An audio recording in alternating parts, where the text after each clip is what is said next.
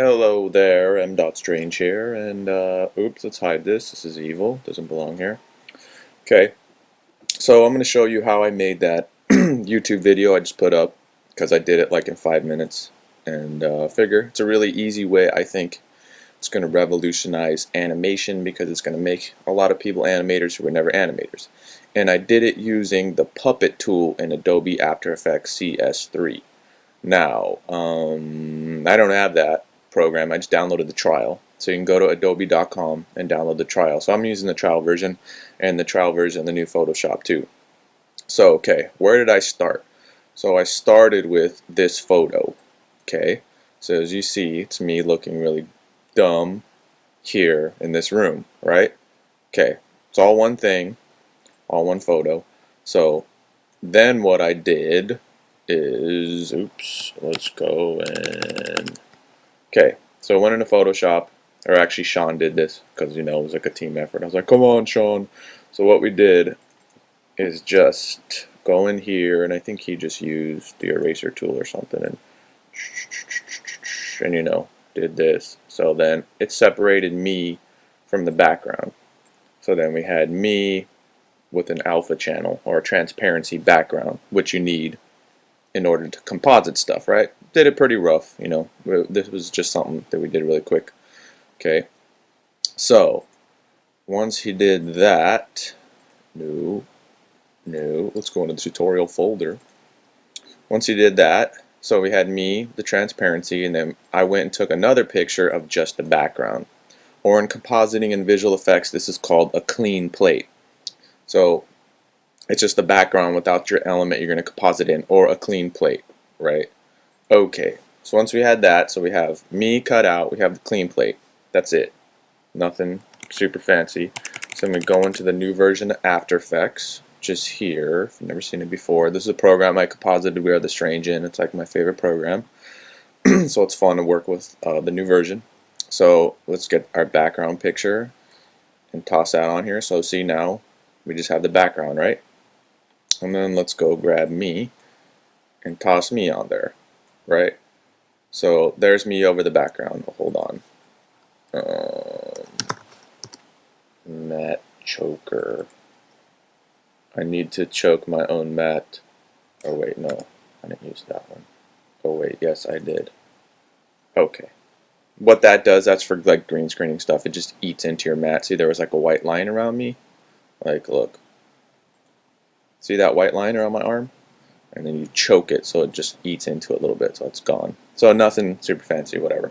Okay, so now what is this puppet tool you've been hearing about everywhere that's so amazing? Well, I'm about to show you. So this is that new thing. It comes in this new version of After Effects, and it's just the best thing ever. I'm totally going to go nuts and do all kinds of animations for no reason other than to exploit the puppet tool. So check out how easy it is. So go over here, and all I have to do is apply the puppet tool to this layer. So I'm applying it to the me layer, so the one that's just me, right? Not the background. And again, it's just one layer. I'm not separated, right? And this is how easy it is. Check it out. So you go click on this little pin, and you tell it that's a joint, that's a joint, this is a joint, this is a joint, this is a joint. Let's put a joint here for no reason, and a joint here because we're horrible people. Okay, so then all you do, now okay, all I did was click, right? I'm not making any shortcuts. Then look, all you do is click on this thing and then drag. Oh my god! Now I'm animated. Isn't that awesome? And it does its best and does a pretty good job to figure out where, you know, the arm or whatever limb should move. And the cool thing about it is that it moves really organic. If you look, it bends and warps, and it's not really, clipping stuff. So, yes, this is like the coolest tool ever. So let's see if I can go through really fast, show you how I did that stuff to make it look a little, fresher. So all you do, it automatically adds a keyframe for your first pin. That's what it calls them. So then I'm just going to move forward in time and, oops, pull my shoulder out a little bit. Do that. Do actually that. And that. And I could put one on the hand too, but, again, I'm just doing this really quick. then move forward. So this is how easy it is. And if you wanted to do like realistic looking walking or moving, you can do it. I just you know, did this really fast because I just got this trial. It only lasts for 2 days, so I didn't want to spend a bunch of time working on something because the program's gonna turn off in a little bit. So let's preview that more. Oops. Wait, let's put our time over there so we can loop this one fabulous second. So there, now I'm animated, right? So that's how I did that little animation I put on YouTube for no reason. And the reason I cut myself out and from the room, and you're like, well, why didn't you shoot yourself on green screen? Well, the thing is, if you're already in the room, then the lighting of your foreground subject already matches the background perfectly. So that's why. See, it looks pretty real already, but it's not because I'm composited. But since the background's the exact same thing from the photo, it looks so. It's a cheap way to do a really good composite. So okay, what else did I do? Maybe I'll do this for 3 seconds. So here's your keyframes, calls them puppet pins. Okay.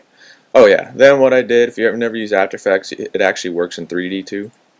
So I'm going to make both me and the background 3D, but then I'm going to move the background in Z space, which you can see now it's back in Z space, so we're actually apart in Z space, but then I'm going to scale it up so it looks the same, right? But you say like, nothing's changed.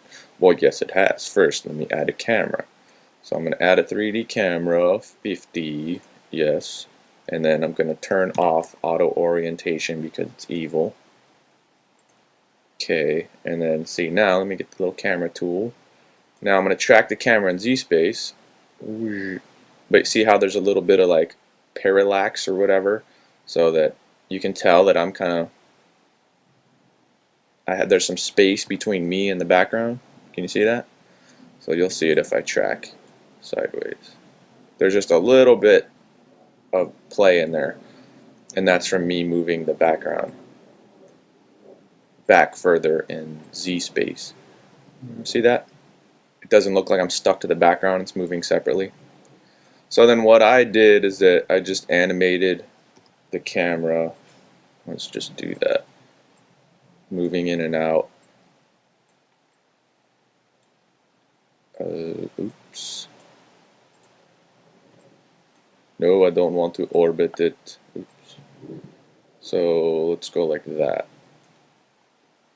And the reason I do that is, let's just copy this keyframe, is because if this were a real camera, which is a 50mm lens, when it's zoomed in like this, then the background will be blurred out, right? So the new After Effects has this really cool lens blur too. Lens blur that mimics the blur of like a real lens. See? So it blurred the background. So then what I did is that with the camera, I animated the amount of background blur. So see, that doesn't look right because that's not natural. If the camera is like that wide, it wouldn't be blurred out. So then I just went and made the background in focus again. Then if the camera zooms in again, I added some blur. So then if we preview this, and it's previewing it at half resolution, that's why it's all soft. But you see, it's like the camera was zoomed in and it was blurry, and then zoomed out, it was in focus, and it zoomed in and it was blurry again. See that? Yeah. So that helps make stuff look a little bit more real, because that's the way it would work if it was a real camera. And then also what you can do to make it look handheld, how did I do that? Well, here's another